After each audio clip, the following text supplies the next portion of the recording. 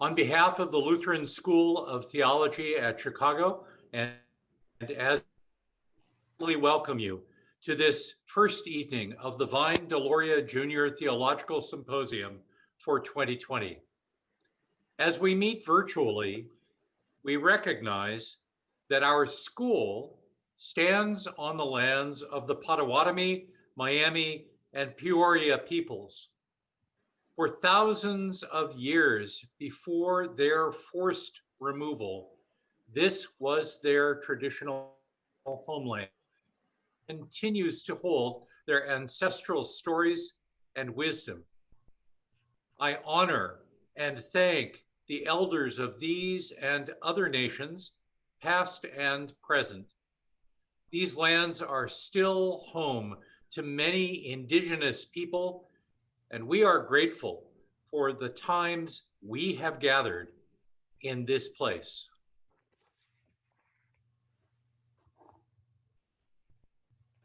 In mind, we are also blessed that every November for the past decade, an annual American Indian and Alaska Native Symposium has been held at LSTC, featuring presentations, lectures, food, and cultural activities. In 2013, the symposium was renamed in honor of Vine Deloria Jr., acclaimed scholar, writer, and teacher. He was an alumnus of Augustana Seminary in Rock Island, Illinois, one of our 6 predecessor schools. To introduce our keynote speaker for this evening, it is my pleasure to welcome back another LSTC alumnus, Vance Black Fox Cherokee, who is creator and producer of the symposium. Vance is founder and director of Other+Wise, which co-sponsors the symposium and offers cultural immersion experiences for youth who are ready to expand their worldview. Vance, please take the spotlight.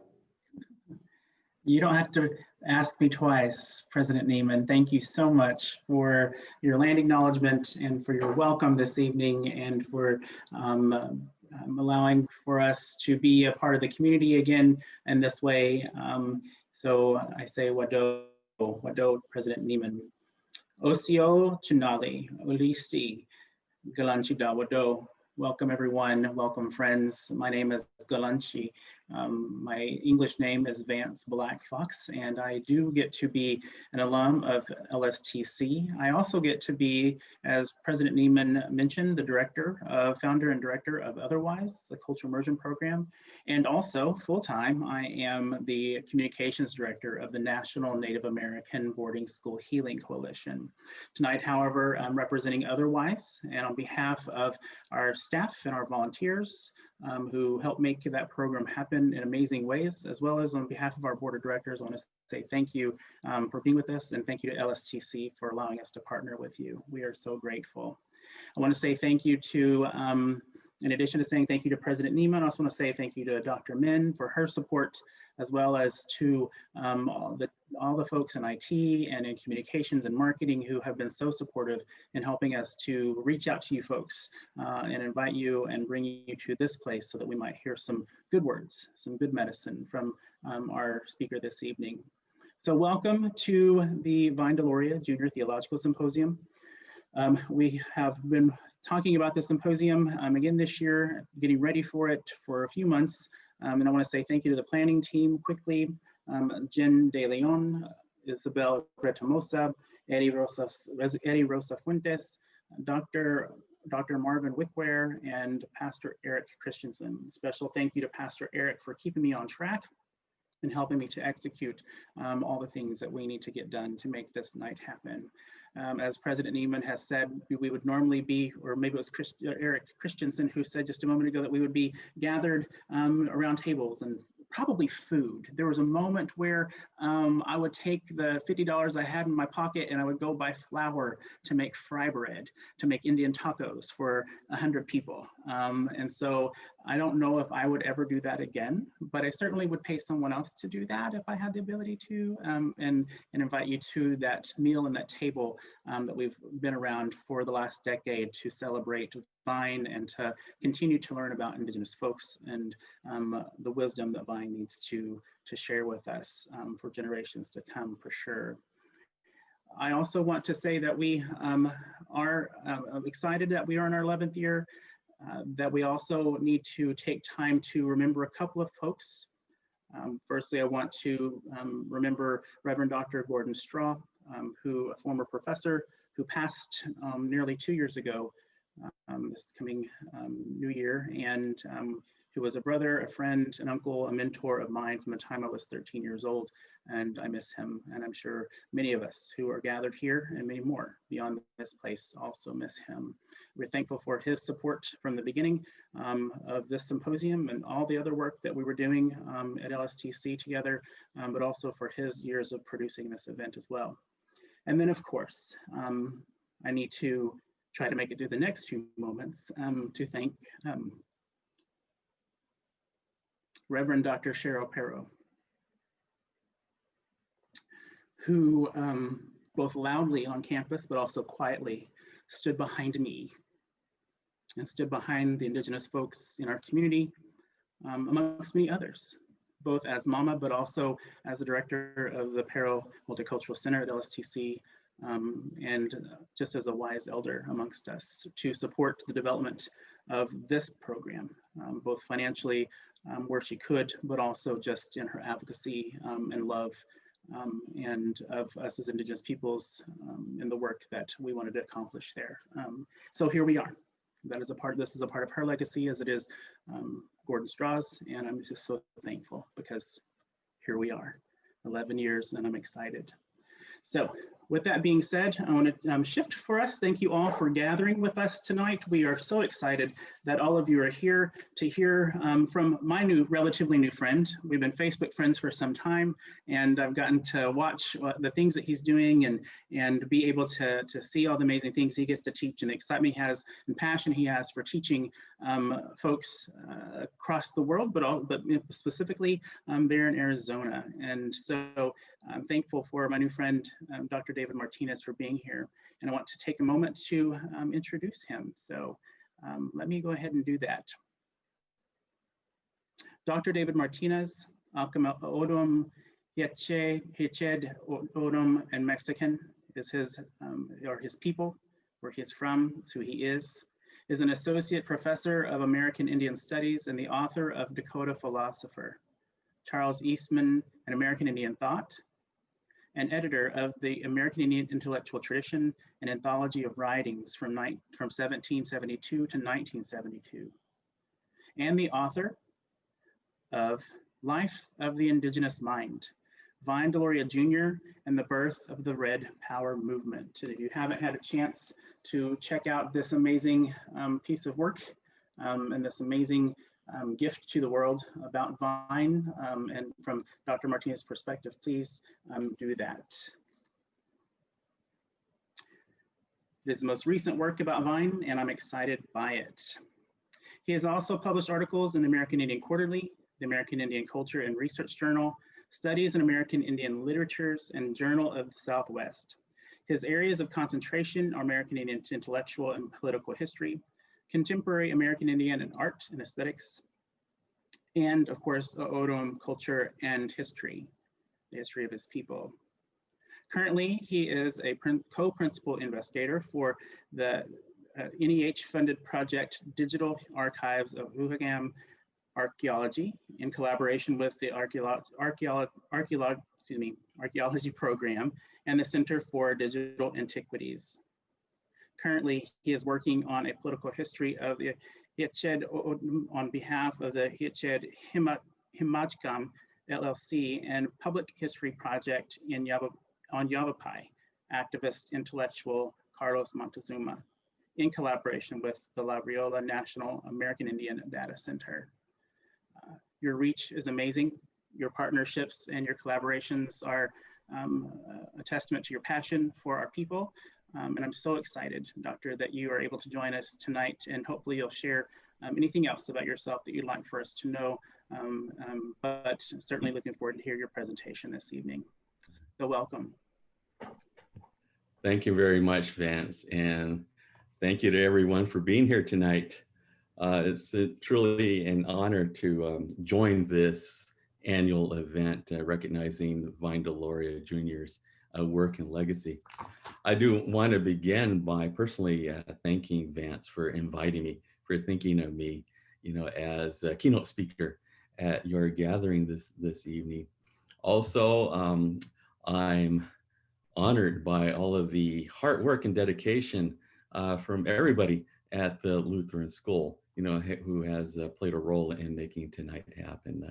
I'm thankful from the bottom of my heart, especially being recognized by an institution that played such a significant role in the education of Vine Deloria Jr. And that in itself is an honor. I am going to illustrate my presentation with a PowerPoint slideshow. And so I'm going to go into screen share now so that I can get my lecture underway here. And here we go. Let me turn this. Oh, there it is. There we go. All right, I'll begin. As a way of prefacing my presentation this evening on Vine's historically important work on Christian and Indigenous religions, I want to share with all of you a very brief account of my background as a scholar, teacher, and writer. And I underscore very brief. I'm not going to spend the hour talking about myself. My purpose in doing this is to hopefully demonstrate how my personal experience as an Indigenous person informs or influences my reading and understanding of Vine's work. As mentioned during my introduction, my very generous introduction, I am, as noted, Akimel O'odham, Hia Ced O'odham, and Mexican. In addition to being a professor here at ASU, I should point out, because it's important, that I am broadcasting from Tempe, which is in the heart of the O'odham Jebit, which is the Akimel O'odham homeland. And so it's in honor of my O'odham and Hugam ancestors, that I share this presentation with all of you wherever you're at this evening.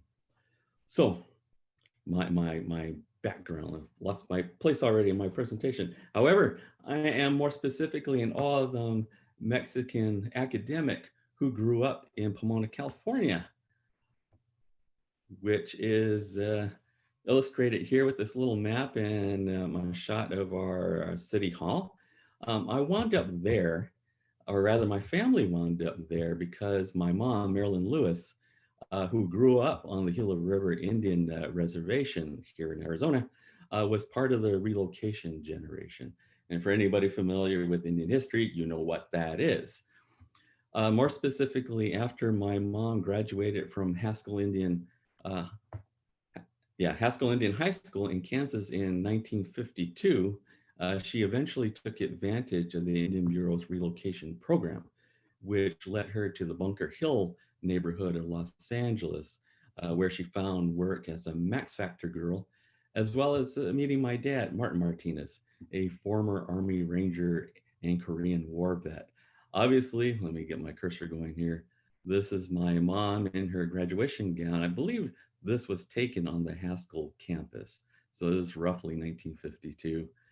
And then this good looking couple here, of course, are my parents. That's my mom, Marilyn, there. You get a better look at her. And that's my dad, Martin, here.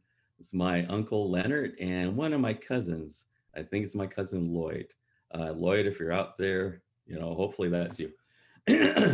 Now, moving right along. Life in downtown LA. Downtown LA was also where my mom got the opportunity as part of her relocation experience. I enjoy mentioning this. She got the opportunity to play a small role in Kent Mackenzie's 1961 docudrama, The Exiles. If you're familiar with Native American film, then you're familiar with this historically important docudrama, which was filmed in the Bunker Hill neighborhood and included American Indian actors who lived in that neighborhood. The purpose of the docudrama was to portray the life of urban Indians living in Los Angeles during the post-World War II years. And so, once again, that's my mom there. And in the background is a woman, a Apache woman named Yvonne. She is the main character of the film. And the reason my mom wound up getting a role in this movie is because these two ladies were best friends. So when Yvonne found out about this opportunity, she did not want to go to talk to the director unless her best friend went with her. And so that's how my mom got involved in that film project. So such is the context for my appearance. Consequently, like my mom, I became an urban Indian, although as the child of an O'odham mother and Mexican father, this of course meant a life of struggle, hard work, disappointment, and limited opportunities. There was hardly any Hollywood glamour for me, growing up in LA. Still, I was wealthy in family, both in California and Arizona. So in spite of my urban surroundings, my heavily urban surroundings, I did keep connected to my large extended family on both sides, my mom and my dad. And so in the case of my mother's family, and this is where my appreciation for Vine's work on religion begins, the most important person in my life was my grandfather, Simon Lewis. In addition to being my grandfather, he was the minister at the Gila Crossing First Presbyterian Church for some 40 years. And so that's him in all three of these photos. I think the black and white photo here was not long after he became a lay minister. He went to the Cook School here in Tempe.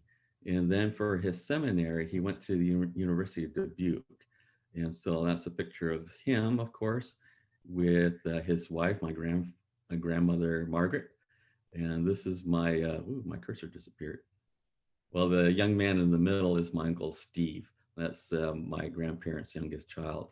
And then on the right is my grandfather in much later years. He's working on one of his sermons for Sunday in that shot. So obviously, this very important figure in my intellectual and cultural development. So in light of this, my family's regular trips to Arizona meant trips to Gila Crossing, where my grandparents lived in a little house behind the church. Gila Crossing was the center of the universe, and my grandfather's church was a sacred place. I would only learn years later about how the Pimas, our other name, about how the Pimas became Presbyterian in the first place, and understand why it seemed like the Presbyterian Church was the only religion that we had ever known. To elaborate a little, when I was growing up and visiting my grandparents at Gila Crossing, the only religious experience that I knew as part of my family, was going to the Gila Crossing Presbyterian Church. And it was my experience that everyone, not only in our family, but in our community, was Presbyterian. And so in a sense, Presbyterianism was the official, Pima religion. That's how I understood it. And so it would take me a long time, as I mentioned, to learn about our history, about how we were placed on the reservation, about how these settlers in our homeland, took our river water from us, and the consequent impact that this environmental disaster had on us, during which the minister, Charles Cook, would arrive and establish the first church in our community. And so it was because of the missionary work that Charles Cook did in our struggling community, that some 20 years after he arrived in 1870, he made his first converts, and then eventually he influenced our chief, Antonio Azul, to convert. And Chief Azul was influential enough where when he decided to convert to Christianity, most of the community converted with him.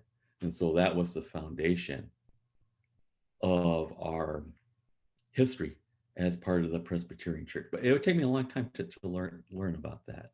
And so it gave me much to reflect on as a Native person and later as a Native scholar and teacher about, what does that mean?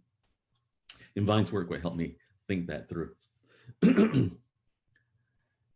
As for my grandfather, it would also take me many years to comprehend just how much my grandfather knew about the old ways, which he chose to keep hidden behind his Christian faith. And that was a common thing too. A lot of people, my grandfather's generation, my parents' generation, her siblings, they spoke the language fluently. They knew a great deal about the old culture, yet they were reticent about sharing this with us, their children. And so it created this language and culture gap among me and my cousins, which we're still living with today. Well, my grandfather did know a great deal. So an unexpected example of my grandfather's knowledge of the O'odham Himdak, our way of doing things, including our oral tradition.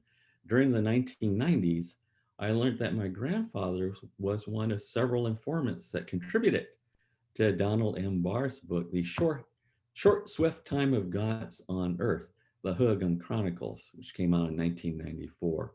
And so I have in this slide the 2 points where my grandfather's name appears. Of course, that's the book cover. Oh, there's my cursor again. The book cover, and this is, of course, my grandfather in front of a O'odham Key, a traditional house. This is a reconstructed village, based on archaeological research. And so it was part of a complex called Arts and Crafts that we always went to for things like rich chili fry bread and coffee and to visit the gift shop and little museum nearby. So anyway, this is from those days, and it also had a huge influence on me. Interestingly, I learned about this collaboration between my grandfather and Don Barr, first from my mom, who heard about this whenever she visited her dad at his little house in Goodyear Village near Snaketown. Snaketown is just south of Sun Lakes in Chandler, for those of you who know the geography of this area. Snaketown is also where the archaeologist Emil Hori led a major excavation at a nearby O'odham site. I think a lot of those items are down at the State Museum in Tucson. I also learned about this collaboration from Don Barr himself, whom I met because I was teaching philosophy and Native American studies at Mesa Community College at the time. So my grandfather insisted to his friend Don that he get to know his grandson. And so that's how my relationship with Don Barr, who's now passed, of course, began. So what does all of this have to do with Vine's work on religion, getting more into my topic? With respect to Vine's Indian readers, I would say that he expected us to be torn between the Christian and Indian ways. I think that was probably his typical reader, especially if they're a college-age reader.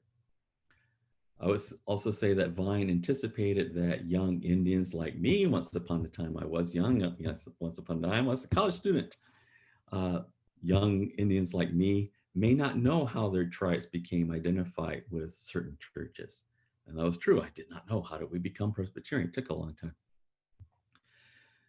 They just knew, just like I just knew, that for generations, they'd always gone to these places.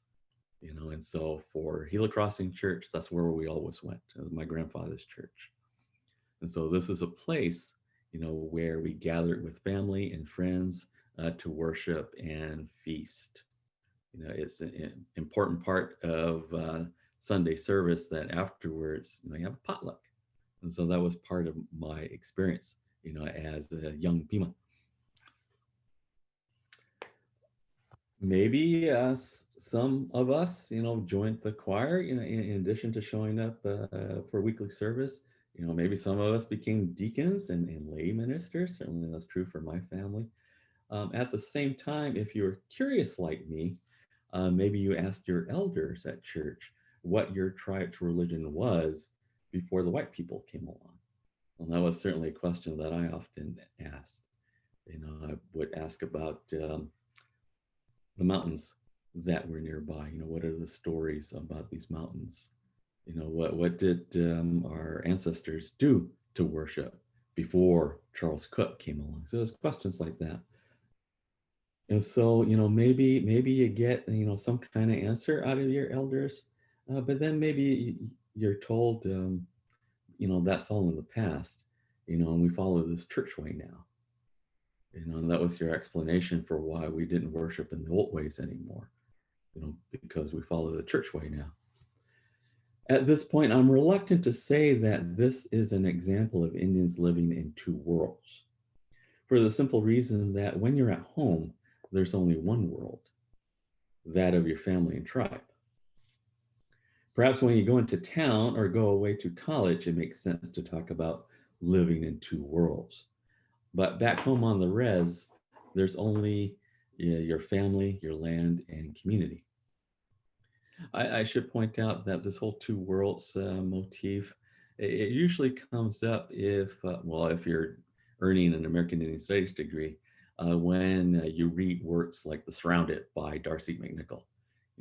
Probably that's the classic example of an Indian or Shield Leon, living in two worlds. But for regular Indians out on the res, we generally don't use that kind of academic language to talk about our lives. So, as Presbyterians, speaking of my community again, as Presbyterians, the Cook School in Tempe, Arizona, which is pictured here, along with my grandfather's church at Gila Crossing, which I've mentioned numerous times already, that's in the middle there and the bottom, and the Cook Memorial Church in Sacaton were important landmarks in the history of O'odham Christianity. The Memorial Church, I can't point it with my cursor. Oh, here you go. The Memorial Church in Sacaton, it burnt down a year or two ago. And so when that happened, it devastated the community. As an example of the importance of this landmark, this was really just a humble church. This was our Notre Dame. This symbolized, how old Christianity or Presbyterianism is in our community. And so that, this symbolized the beginning of this epoch in our history. So when that burnt down, it affected the community as a whole, whether or not you were Presbyterian.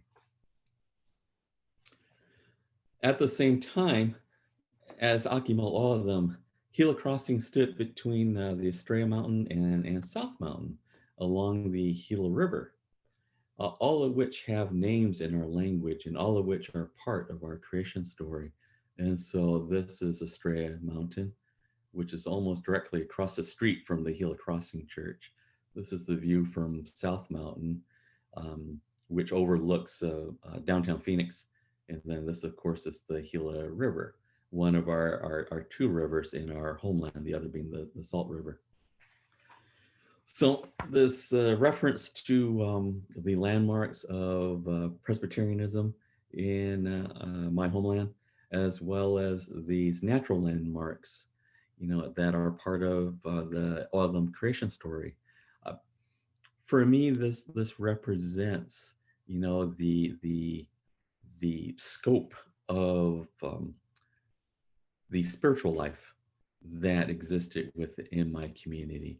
Once again, I'm reluctant to use phrases like two worlds, because when you live with these two influences, they're just naturally blended together. at least I never felt any awareness or self-consciousness about moving between two different spiritual domains. For me, when I went to my grandfather's church, because of where it was located, which was next to these landmarks, in view of these landmarks, it also meant that I was part of this more ancient O'odham world. And so I just really saw it all blending together. And so when it comes to things like, the nature of Christianity and indigenous religion, as it relates to me, these are the things that I was reflecting on as I worked through in my own mind and my own heart what it meant to be all of them. And so Vine's work, of course, especially God is Red, played a significant role in helping me think these things through. And I'm still thinking these things through. As a matter of fact, whenever I teach Vine's work to my students, which I've been doing recently, they were obliged to read God is Red with me, which is a not easy text to comprehend. They, especially my native students, work through these dilemmas with me. And I think we were coming to different conclusions depending on our background and the relationship that we have with our indigenous traditions or Christianity, but the dilemma itself, indigenous and Christian, was familiar to us all. Okay. So in one sense, getting to the main topic of Vine's work on religion, in one sense, everything that Vine wrote and taught was about religion, either as an extension of the all men are created equal tradition in American political and legal thinking, and the American presumption that government exists for the purpose of bringing the God-given rights of life, liberty, and the pursuit of happiness to all. That was one aspect of his religious writing. Or the other aspect, as a reflection on how the sacred pervades every aspect of indigenous lives and cultures, which was based on a concept of peoplehood that was unique to tribal nations. I want to interject quickly that the concept of peoplehood is something that Vine learned from his mentor, Robert K. Thomas, who was Cherokee as well as an anthropologist. What the peoplehood paradigm claims is that wherever you find a group of people that call themselves a tribe, they always have four things in common, namely a homeland, a language or dialect, a kinship system, and a sacred history, which is to say the creation story. And so this is what makes them a tribe and also makes them, as a nation, different from other types of nation like the United States, which is based on a social contract, the Constitution, which defines citizenship not on kinship terms, but on your legal status, within that nation. And so peoplehood is important for the way that it evokes a very different communal reality. Having said that, while Vine was abundantly aware that religion, quote unquote, as a cultural phenomenon meant different things to different people, politically speaking, religion in the United States meant Christianity, typically Protestant, and that the American political system's capacity to tolerate other religious traditions was based on the First Amendment's free exercise clause. In this legal and historical context, when Vine referred to Indian religions, he not only referred to customary practices that were much older than America, but also these customs, which are typically land-based, did not fit into the American legal tradition of regarding religion as a matter of personal belief, usually based on interpreting a sacred text, in which worship is conducted in a church, temple, or synagogue. Consequently, when it came to Indian religious freedom, aside from a long history of missionaries and politicians demeaning indigenous religions as primitive and as devil worship, the American political and legal mindset could not understand how land could be sacred. Land for them, meaning the whites, was property. And the only thing sacred about property was your God-given right to own property. Long story short, Indian people are in a position, even now, where they still have to struggle to protect their religious freedom, which means protecting their non-Christian traditions within a political system that still does not appreciate the sanctity of the earth. So Vine's work on religion ultimately is about navigating this historical, legal, cultural, and political struggle, which was a major theme in the following works. And this is pretty much the agenda that my book on Vine follows. One of the book covers you can't see, but I'll tell you what it is. On the far left, of course, is Custer Died for Your Sins, Vine's seminal work in Indian rights, came out in 1969. Next to that, of course, is God is Red, the original edition from 1973. And then there's The Metaphysics of Modern Existence, which came out in 1979, followed several years later by Red Earth, White Lies in 1995. And then the books that you can't see is a posthumous work that came out in 2006, The World We Used to Live in. Vine, as many of you know, died in 2005. So, okay, with these 5 books in mind, overall, I would say that Vine's strategy for liberating Indian religions from the oppression of American law and politics was to begin by pointing out and explaining, he does this in all these works, the various ways in which American civilization has failed the lands and the peoples over which it has control. Hence its social unrest, political chaos, and environmental crisis. I should interject at this point that in the case of God is Red, whether you read the original edition or the 30th anniversary edition, in the first 3 chapters, Vine begins by pointing out the social upheaval that was going on at the time this book appeared. So he has a chapter on the Red Power movement, the confrontation at Wounded Knee in 1973, the 1972 Trail of Broken Treaties Caravan, as well as references to the civil rights movement, also the other power movements and rights movements, be it women's rights, gay and lesbian rights. All of that is invoked in one way or another as the context, the historical and political context for why Vine felt compelled to write God is Red. Vine is going to argue that all of those problems, social and political problems, are due to the way that the United States as a political power mismanages its relationship to the land, to the earth.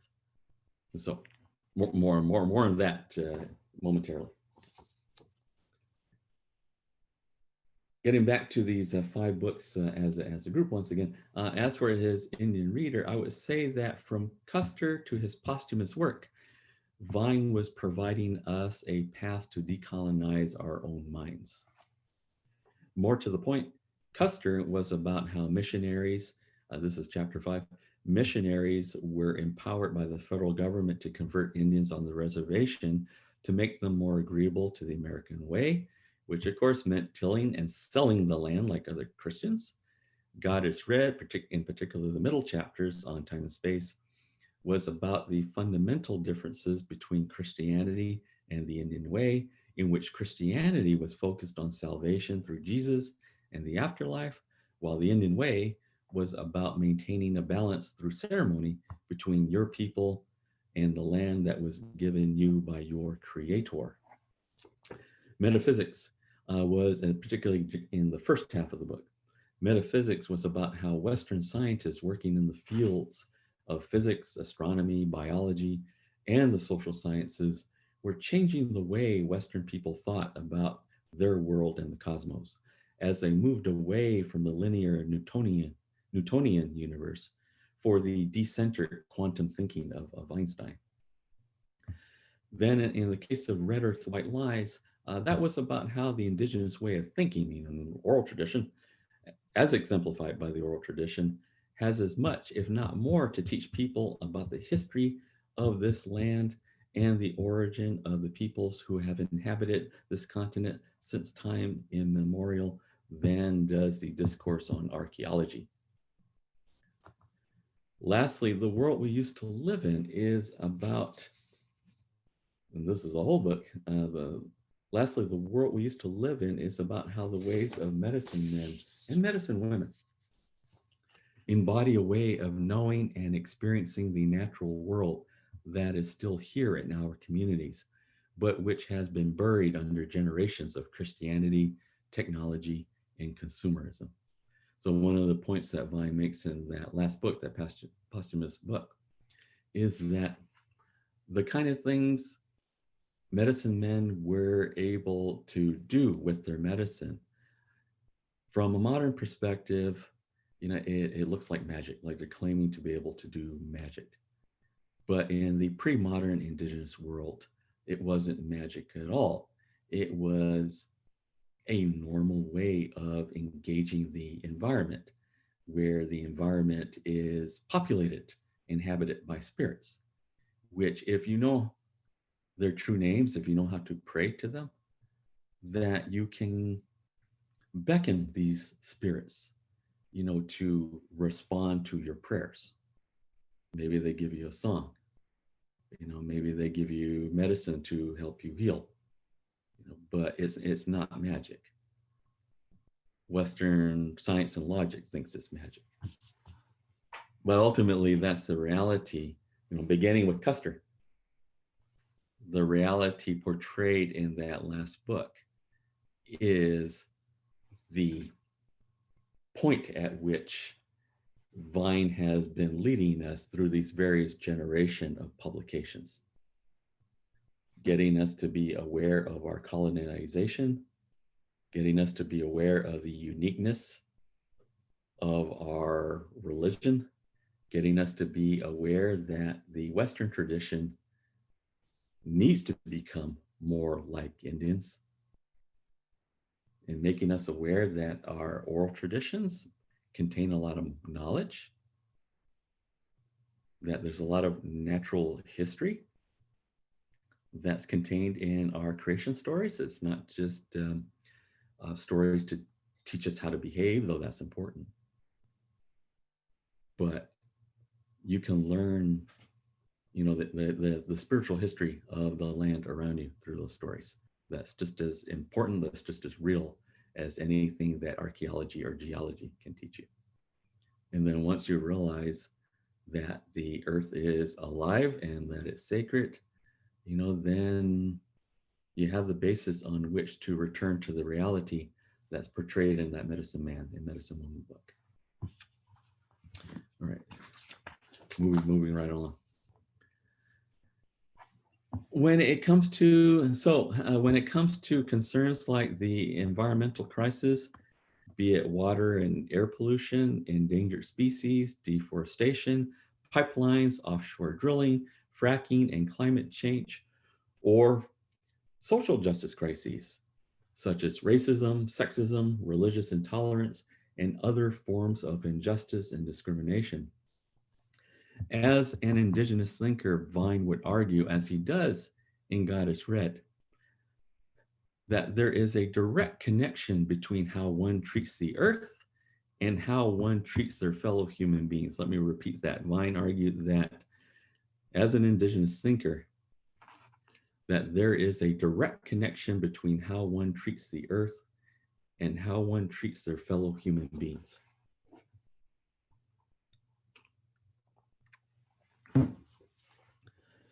So what does this mean exactly?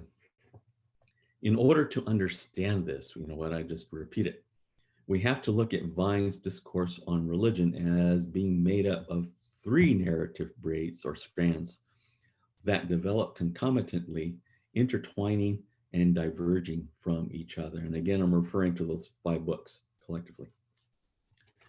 One strand or braid is his critique of Christianity, which he looks at from 2 vantage points.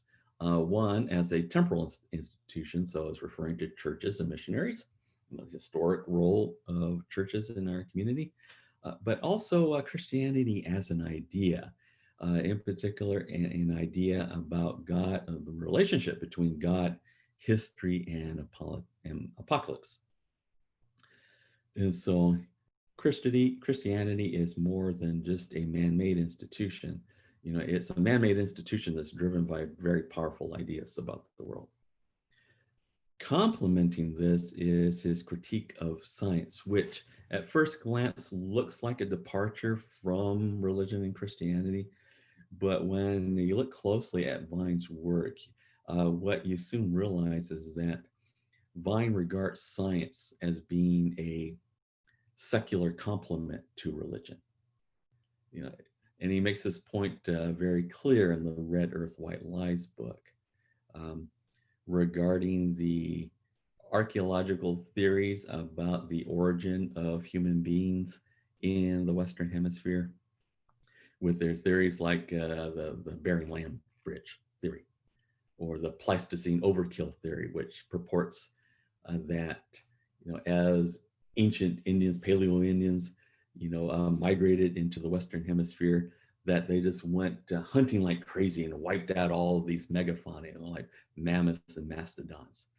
And so these theories, Vine would argue in Red Earth, White Lies, are really articles of faith that are preached, promoted by a secular priesthood, which are scientists, experts.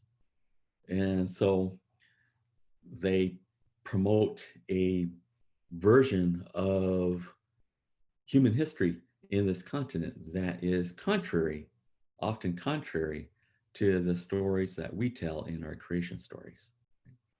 So science, anyway, long story short, science is regarded as a complement, a modern complement to religion. So he pays particular attention to disciplines like anthropology, archaeology, also evolutionary theory, and the peopling of North America.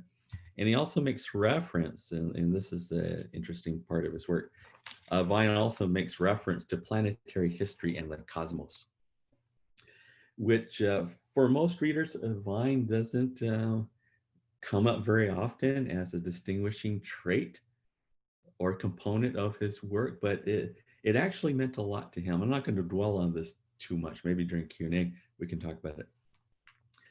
But Vine had this particular fascination for the work of Immanuel Velikovsky, which you may or may not know. Velikovsky did this work called Worlds in Collision, among other works. And basically, Velikovsky argued that the stories of the Bible and other sacred history traditions that evoked, you know, global cosmic miracles was the result of cosmic calamity. You know, and so Velikovsky had this idea that the events, the miraculous events in the book of Exodus was due to this this cosmic drama that was going on in the solar system. And Velikovsky's work has been disparaged a lot over the years, and you will not, to this day, as far as I know, find anybody in astronomy or astrophysics, you know, or geology referring to Velikovsky's work. Yet it was Velikovsky that would inspire Vine to start looking at oral traditions, you know, as sources of natural history. And so Vine just really got into this stuff. It's considered fringe, but it meant a lot to him. So anyway, the two critiques on the one hand, and then you have Vine's concept of tribalism on the other, which of course was the antithesis of religion and science. This is where Vine described the Indian way as space or land-based, as a space or land-based spiritual tradition, where he evoked peoplehood and, of course, nationhood.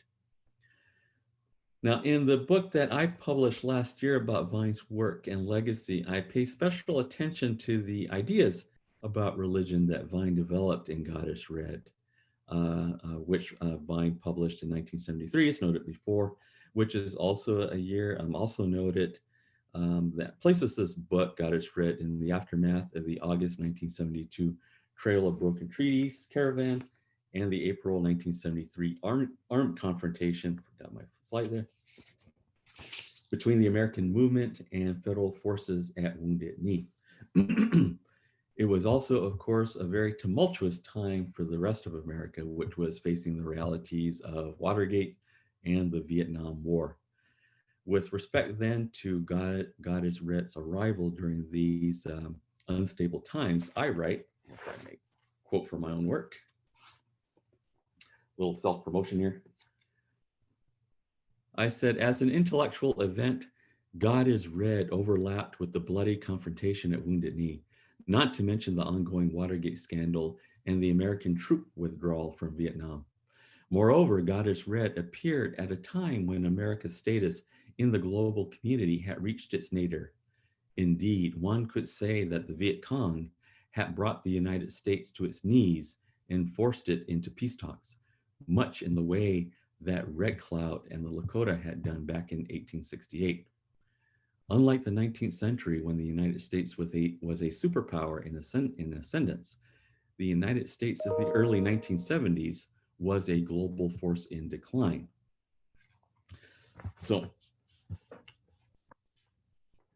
for anyone familiar with Vine's work, especially his early Red Power writings, the historic decline of America's stature in the world, not to mention the concepts, beliefs, and values that make up its foundation, is a little surprise.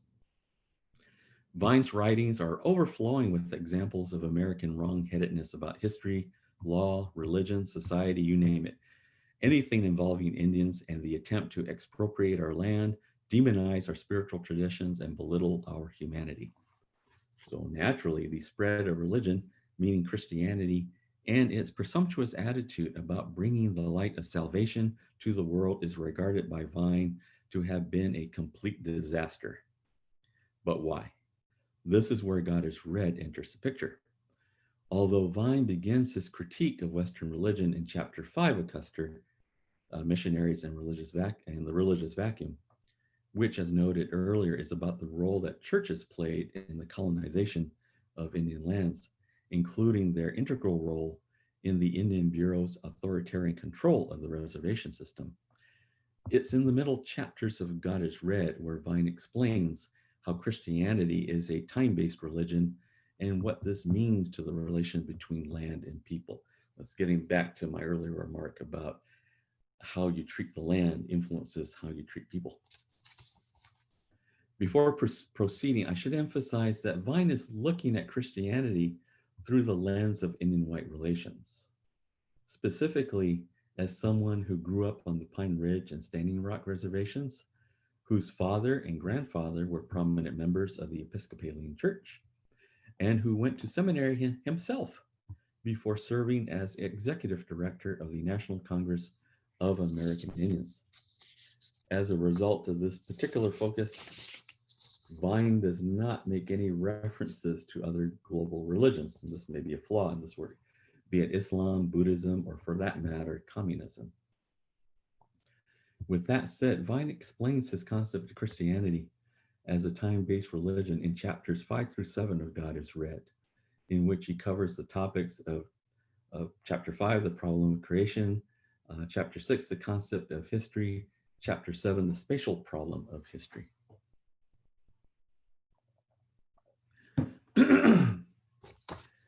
I know I have a few students out there, so at this point, this is probably just sounding like my class lecture all over again. Sorry about that.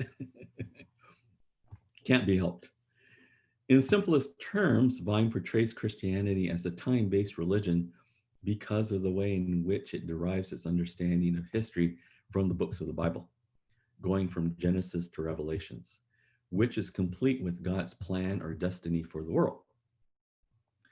This divine notion of history, if you will, as a religious idea, becomes, in Vine's estimation, a kind of archetype that shapes how generations of thinkers in Western civilization have thought about time and history. And this is true whether the institution in question is religious or not. You know, there's another characteristic that science has in common with Christianity. It moves on a linear timeline as well, especially if you look at evolutionary theory as an example.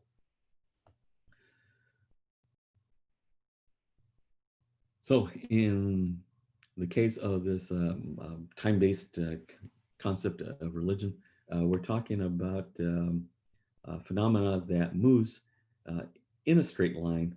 The phenomena is typically man-made institutions and events which emerge and perish, along this timeline, and in which each phenomenon fulfills its role in history. In the case of these stories recounted in the books of Genesis and Exodus, which Vine pays special attention to in God is Writ, there's a kind of crisis of faith that emerges as the narratives about Adam and Eve, Noah, and Moses begin to vacillate in the minds of Christians between historical literal fact on one hand and poetic metaphor filled with symbolic ahistorical meaning on the other. For what may be called the evangelical or creationist school of thought, the stories of the Bible delineate a clear timeline in which God's plan unfolds in progressive stages from Adam to Moses to Jesus, complete with the Savior's death and resurrection, which ultimately foretells of the end of days. And so here in this slide, we have a typical rendition of that divine timeline. And I should point out, I got this image from a web page called Is Genesis History? And so I didn't look at the credentials of that group that put up that web page. I just saw it in an illustration I could use for my talk, so I went ahead and grabbed it. So if you happen to know the people who manage that web page, Is Genesis History, you can let them know they were featured in my talk tonight. In case of Vine's portrayal of the Jesus movement, speaking of evangelicals, in God is Writ, persons like Billy Graham, who's on the left, of course, and Oral Roberts on the right, represent this way of thinking. I should point out, for whatever it may mean, that when we covered the chapter on the Jesus movement in my class, I make my students watch videos from Expo 72. Expo 72, in case you don't know, was an event that was staged at the Cotton Bowl.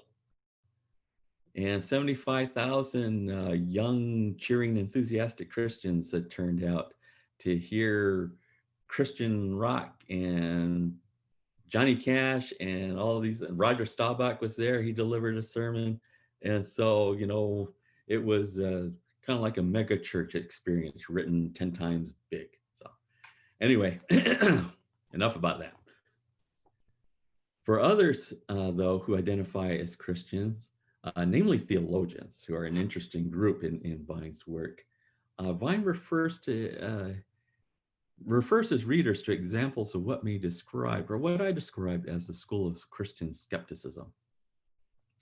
More to the point, when it comes to the historical veracity of, say, the book of Exodus, these skeptics, some of which are presented here, regard the burning bush, the parting of the Red Sea, to be as meaningful as the golden calf, which is to say they are symbols of faith as opposed to historical events.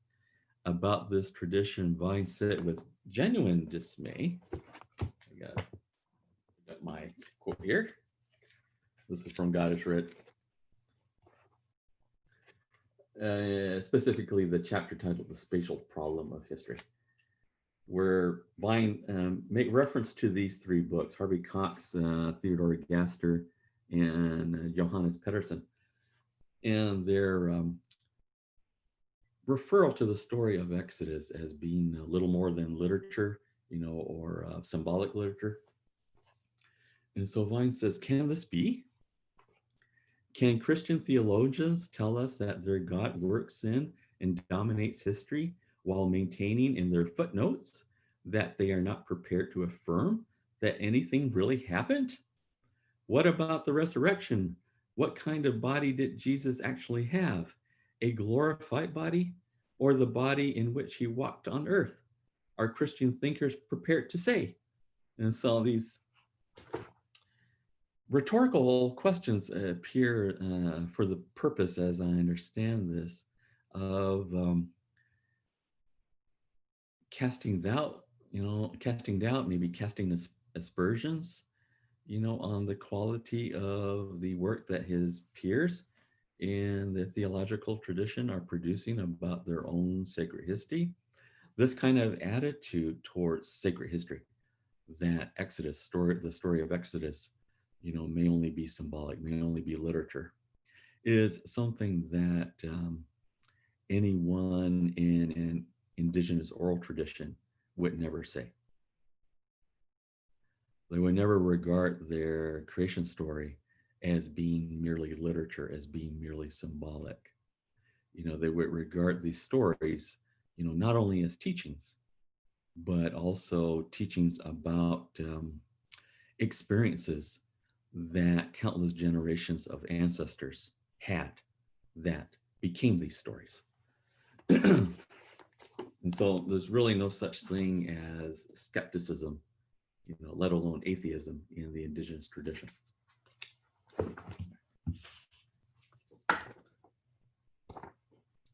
To continue. So then, what is the indigenous response to these conflicting traditions in Christian thinking? Which is to say, how does Vine respond as an indigenous critic of the Christian tradition? For starters, these stories, Genesis and Exodus, as understood by the literalist and skeptical traditions, according to Vine, teaches us nothing about the places where these extraordinary events happened, be it the Garden of Eden, Mount Sinai, or the Red Sea. In fact, in the case of Eden, it does not seem to refer to an actual place at all, but only a mystical epoch when the first man and woman appeared on the 5th and 6th days of biblical creation. Nevertheless, the Christian emphasis on the divinity of time and history, in which Adam and Eve's expulsion from the garden initiates God's plan for the world, will form the basis not only for spreading Christianity around all 4 corners of the globe, from the 1494 Treaty of Tordesillas to the 1869 Board of Indian Commissioners, but also for transforming the cultures, religions, and land relations of all the indigenous nations that fell under the control of European and American colonization. In the case of America, or more specifically the United States, this linear agenda took the form of manifest destiny, the closing of the frontier, the 1890 Wounded Knee Massacre, the reservation system, land allotment, and boarding schools.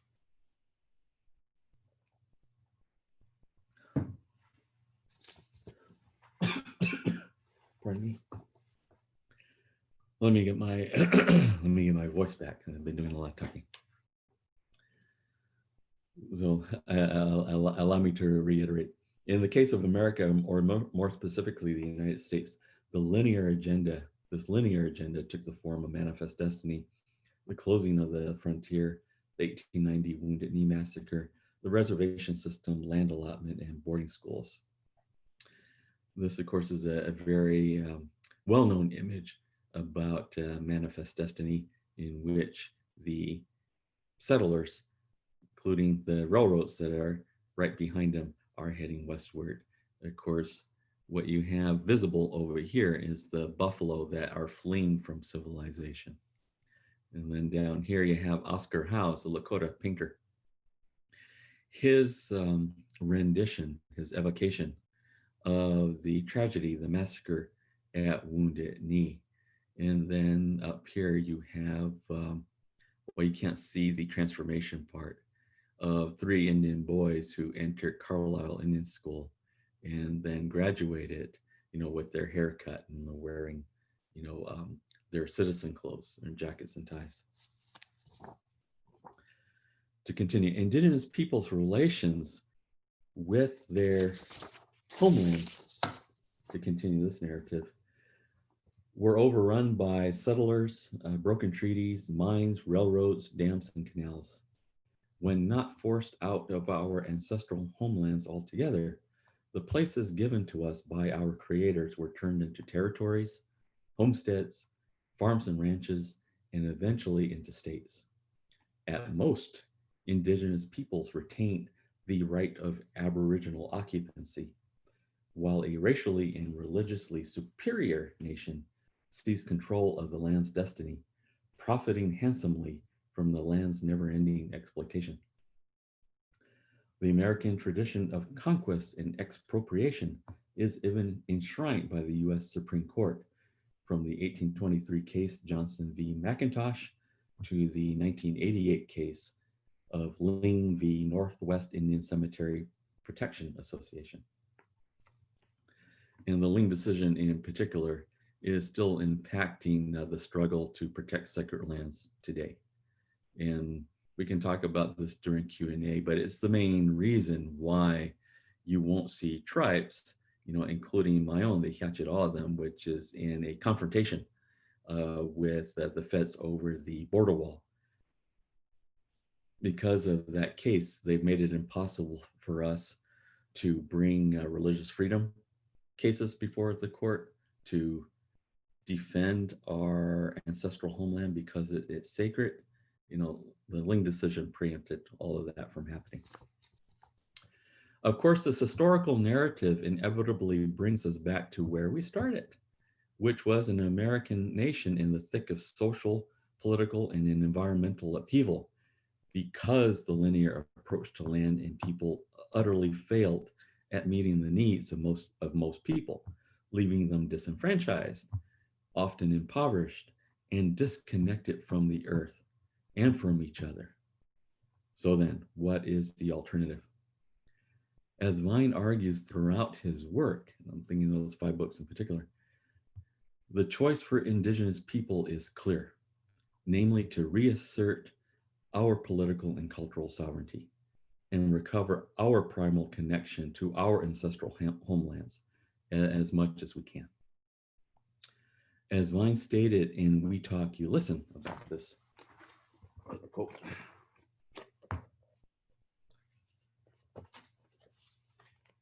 he said, after viewing social problems from a number of angles, I can see but one conclusion. America needs a new religion. Nearly every event and movement today shows signs of fulfilling this role, but none has the centered approach that would permit it to dig its roots in and survive. I am not advocating a return to Christianity. That religion has had 2,000 years of bloodshed and hypocrisy, and has failed to do anything more than help turn men into machines. We are probably entering an era in which religious sensitivity is expressed in rigorous adherence to the values of racial and ethnic groups, such as Red Power, secularization of religious feelings in political action. So it is on that basis that Vine starts arguing for tribalism as being the philosophy of the future, because nations such as the US, which is in complete social and political disarray, which is in the thick of an environmental crisis, it needs, I would argue quite simply, it needs Indian philosophy to get it out of these crises. So, I'm starting to lose my voice. Nevertheless, as Vine also makes clear in chapter 14 of God is Read, which is titled Tribal Religions and Contemporary American Culture, the project of cultural revitalization or decolonization is fraught with obstacles, which are not necessarily insurmountable, but they must be overcome. Be it the ongoing political control that the whites still maintain over our lands, or the internal work that all indigenous people must do at assessing how much individually and collectively we have embodied the ways and beliefs of the white man, or what Cherokee anthropologist Robert K. Thomas referred to as our internal colonization. As for the dilemma that Vine presents, I'm going to read a quote from that chapter 14.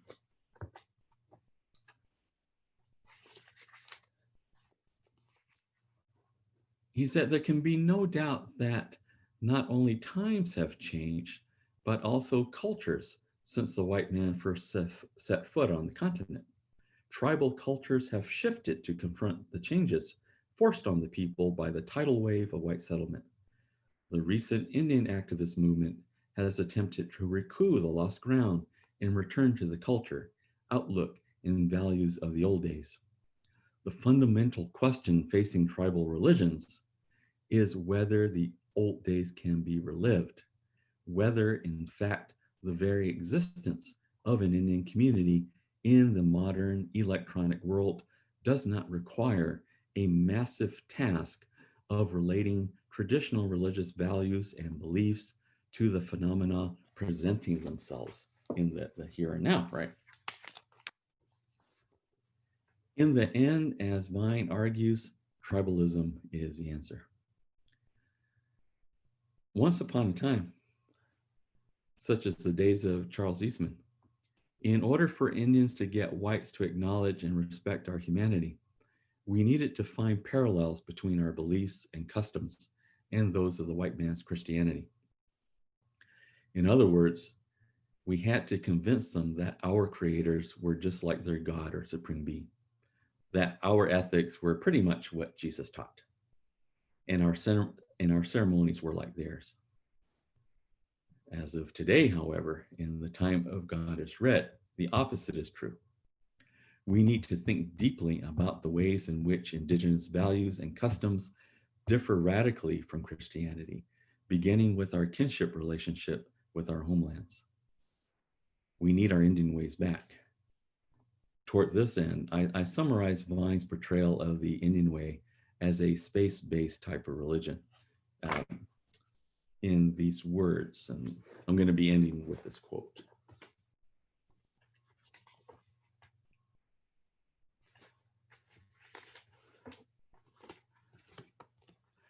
I wrote, throughout God is read, in particular the chapters on space and time, creation and history, Deloria interjected the very ways in which tribal traditions regarded creation.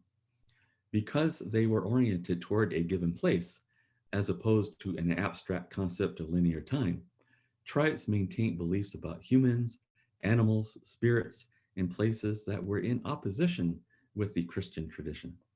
More specifically, the non-linear tribal way of thinking about place as the fundamental concept of one's relationship to creation was that one's relationship with that place became integral to understanding one's role in the scheme of creation.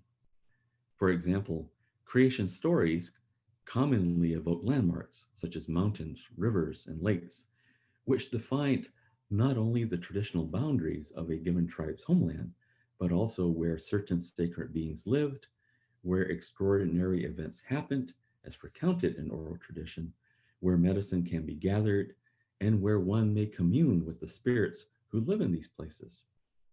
Consequently, a tribe maintained a respect relation with the sacred places around them, which included the animals and other natural phenomena, the customs of which were taught in the creation story and were continuously handed down through the generations. In a word, kinship became the guiding value, as opposed to a doctrine or credo that shaped one's relation to the spaces of one's homeland. With these values in mind, Deloria observed, quote, the Indian is confronted with a bountiful earth in which all things experienced have a role to fill. The task of the tribal religion, if such a religion can be said to have a task, is to determine the proper relationship that the people of the tribe must have with other living beings, end quote. Thus, unlike Christianity, which saw the world around it as corrupt and in a constant state of decay, tribal spiritual customs saw the world as buoyant with life and overflowing with a steady cycle of birth and rejuvenation. The earth was a gift of plenty. And with that, I thank you for being such a wonderful, attentive, patient audience. I enjoyed doing this. And at this juncture, I think we're going to be segueing into Q&A. And so I'm going to turn the floor back over to Vance Black Fox. Yes, thank you, Doctor. What a wonderful, incredible, beautiful presentation. Yes, let's all give him a little round of applause here silently.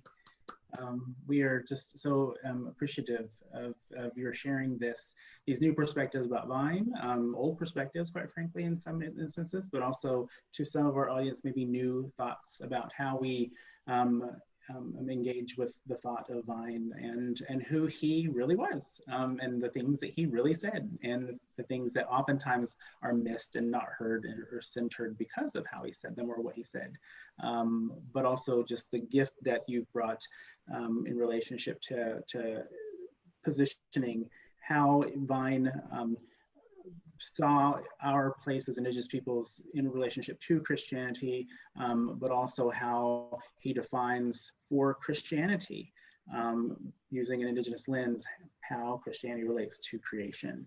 And for me as an Indigenous person, a pretty truthful way, as me as a Christian, a pretty truthful way. And so I just really appreciate that very much. We do have some time for some questions here, just a few minutes. I would like, this is one of those times where like, I wish we had 6 hours to hear more and also ask questions, but does anyone— Nobody wants to hear me talk that much. Well, I do. I think it's amazing. But I also study Vine, right? So, but is there any questions anybody has, or any thoughts? You can put them in the chat for me if you open do, this up here. Do you want to read the questions or select them for me? And I'll read them too. But I have a question that we can maybe start with. All right. Because I'm very curious, right? I knew your book was coming before the book came, of course, and I was excited by that. I'm curious to know, where in your life did you intersect with Vine in a way that inspired you to want to write about him and the Red Power movement?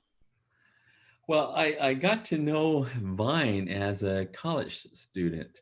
I was a philosophy major when I was young, and I was interested in doing native philosophy in particular.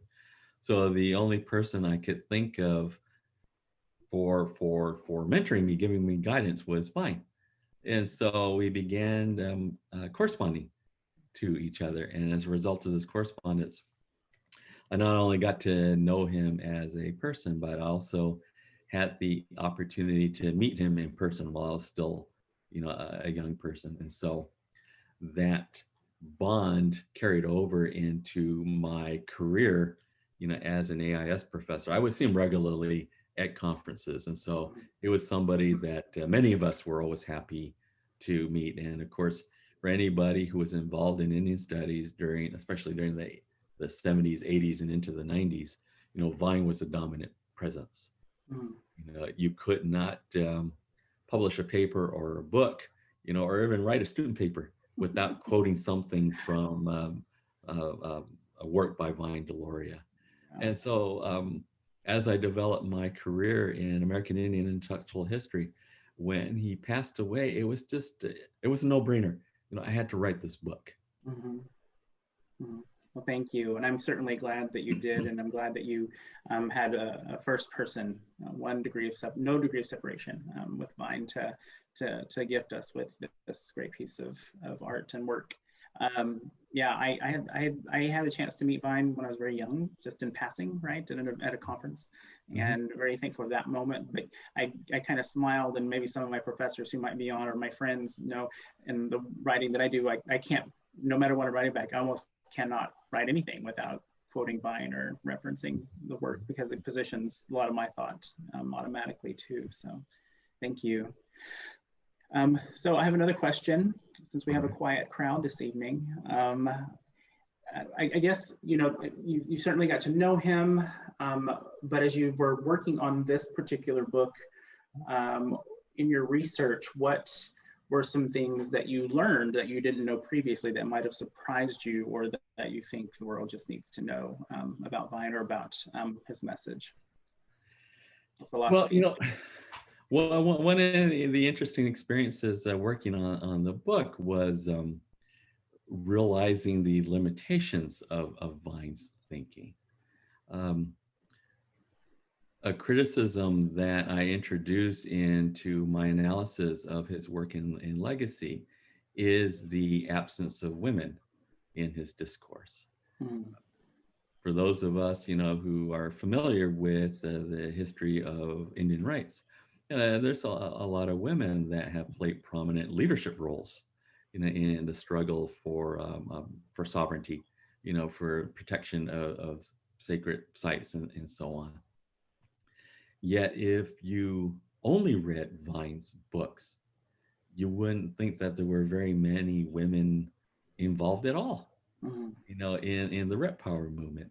And so I think that one surprise for me, you know, was just how glaringly obvious this omission was. Yeah. Now that you say that, it becomes more clear. I know there's a couple of instances where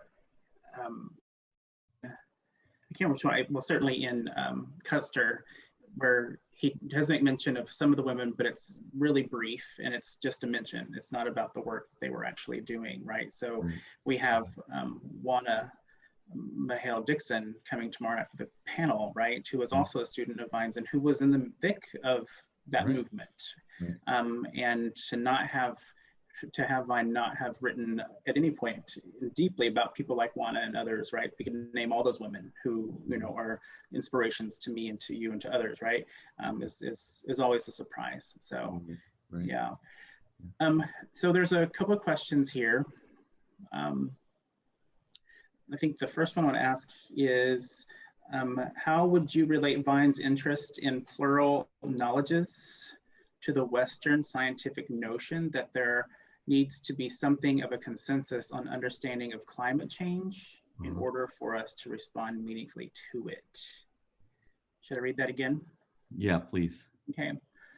How would you relate Vine's interest in plural knowledges to the Western scientific notion that there needs to be something of a consensus on our understanding of climate change in order for us to respond meaningfully to it? Well, I think that Vine's response to this crisis, climate change crisis, from a Native perspective is, it, in a sense, doesn't matter what other people think. What is of utmost importance is the experience, the concrete experience that your community or communities like yours are having with the changes in the environment. Whatever may be going on a global scale, you know, individual tribes can tell you in intimate detail, you know, how the warming of the climate, for example, or the imbalance of the climate is resulting in these profound changes in the land. And so it's a matter of, you know, what is going on, you know, at the local level, whether or not this can be communicated in terms that Western scientists or the scientific community, you know, can understand. Hopefully that answered the person's question, if that's what they're asking.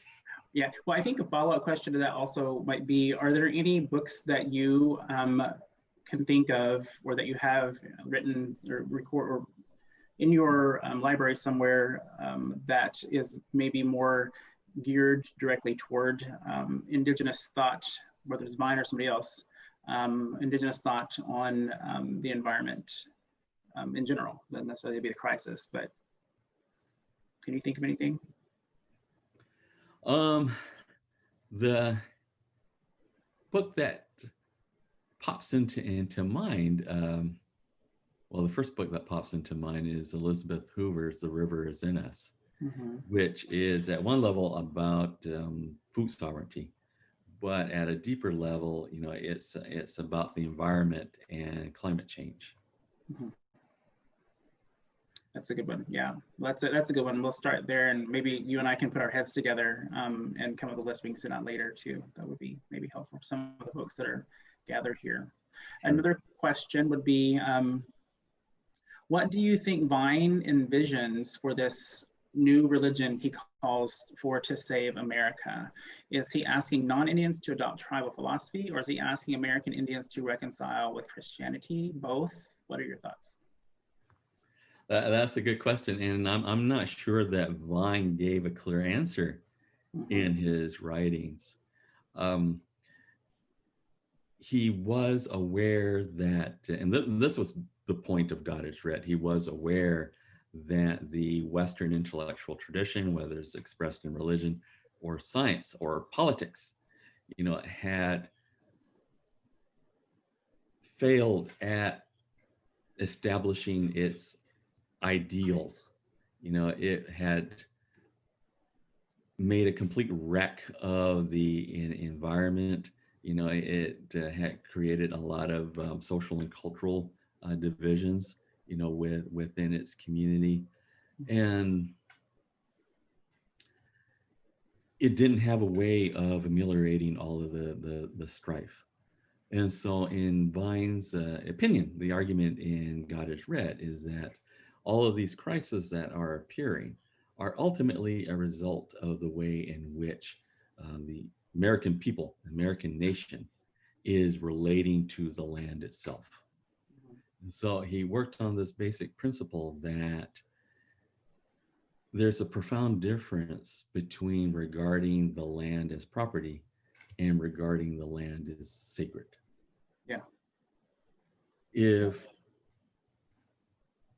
American society, can begin to appreciate what it means when you say the land is sacred, how will that change the way in which you treat the land? And in turn, how that will change the way in which you treat your community. So to put it simply, if you regard the land as property, then maybe you regard people as property. If you regard the land as exploitable, maybe you regard people as exploitable.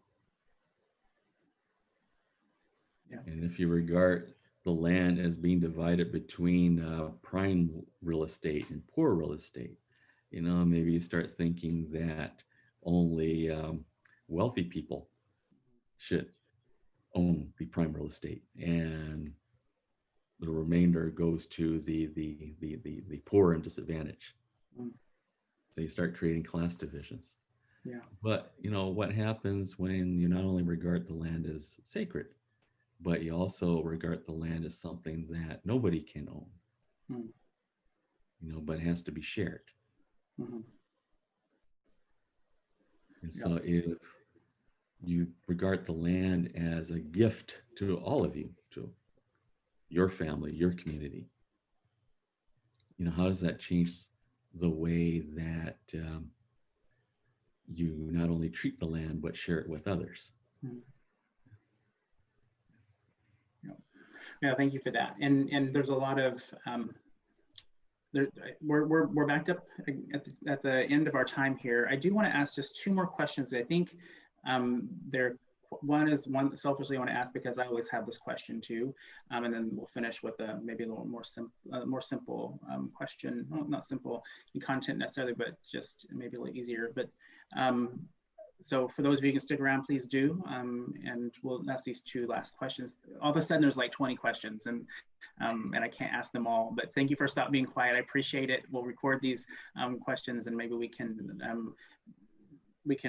have another gathering at some point in time to discuss amongst ourselves as well. But this other question is, sometimes people, including religious people, use the word tribal or tribalism as a negative, whereas Vine Deloria's work seems to use tribalism as not only the antithesis to Western theology and science, but the antidote to it, as in Custer.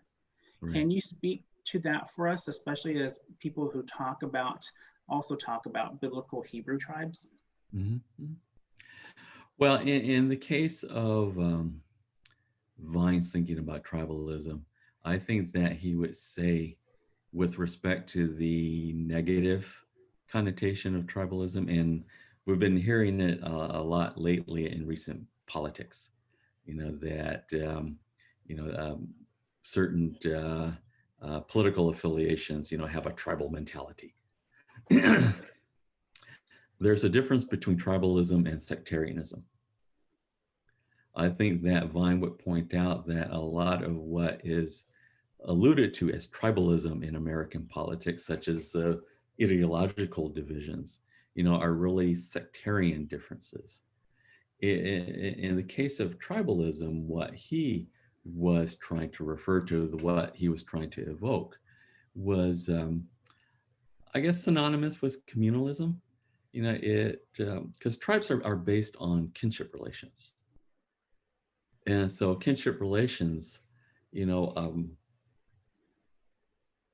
give you a role in the community and also a set of responsibilities. If you're somebody's grandson, if you're somebody's uncle, if you're somebody's grandparent, all of those kinship relations, have roles, and responsibilities, for others in your community. And so tribalism is basically a way of thinking about the group, a way of thinking about your relatives and caring and providing for them. The tribalism that gets tossed around in modern political discourse as a pejorative, that's probably actually a holdover from when people thought about tribal people as savages, as uncivilized. So whenever I see some political commentator refer to, say, the Trumpsters as being tribalistic, or anyone else being tribal, I cringe. I actually cringe because that's offensive to me. That's not what tribalism is. Okay. Well, thank you for that. Yeah, and again, there's so many more good questions, but I'm going to end with this one, and it's a little more personal. As we close tonight, can you share, and in your interaction or in your exchange of correspondence with Vine over time, what is your most special moment that you experienced with Vine? Well, it was probably the first letter I ever got from him. I was far away from home. I was a student at the University of Rhode Island. It was during my first semester. And so I was just terribly homesick. And I was even contemplating dropping out of college because it was such, a dreadful experience for me, being so far from my family and community. But in, this very depressing time in my life, Vine answered my letter, asking him for help and guidance on how can I, as a Native person, do this work on Native philosophy, in an institution that is as white as Western philosophy. This is just thinking about that made me feel even more alone than I actually already was, living in Rhode Island. So I'm like the only Pima for 1,000 miles around. And so Vine's letter, I won't be so dramatic as to say, he saved my life, but it was a word of guidance. It was a word from an adopted uncle that I needed at that time. Mm-hmm. So he validated what I was doing. He told me that, it sounds really interesting. He told me that, if you can do this work that you say you want to do, develop Native philosophy in this philosophy program, you can do some real good for the Indian community. So it gave me a sense of purpose. Yeah. Well, Doctor, you have done some real good stuff. You're good medicine for the Indian community. And I am just so thankful for your lecture tonight, for your willingness to take some questions and to be honest with us, both about the things you spoke of in your keynote, but also answering these questions and giving us a lot more to think about. There's a lot more questions that we could answer, or not answer, but take time to answer, but we have to get going tonight. Can I interject? For the people that didn't get their questions answered, feel free to email me. Yeah. I'm more than happy to talk with you guys that way. That's great. Thank you so much. And we'll make sure you have that email address. I'm going to be sending out a follow-up email, or maybe LSTC will, and we'll have some things in there for you, including the email for Dr. Martinez. Doctor, again, thank you so much. Thank you to all of you who were with us tonight via Zoom for making the first night for this Vine Deloria Jr. Theological Symposium 2020, our 11th annual, another great home run. We're so thankful for the support that folks give to this symposium, and your presence is so awesome. You know, we normally have it in person, so I know most of you couldn't show up if we'd had it in person. So we're really glad that we could have all of you from across the country be with us.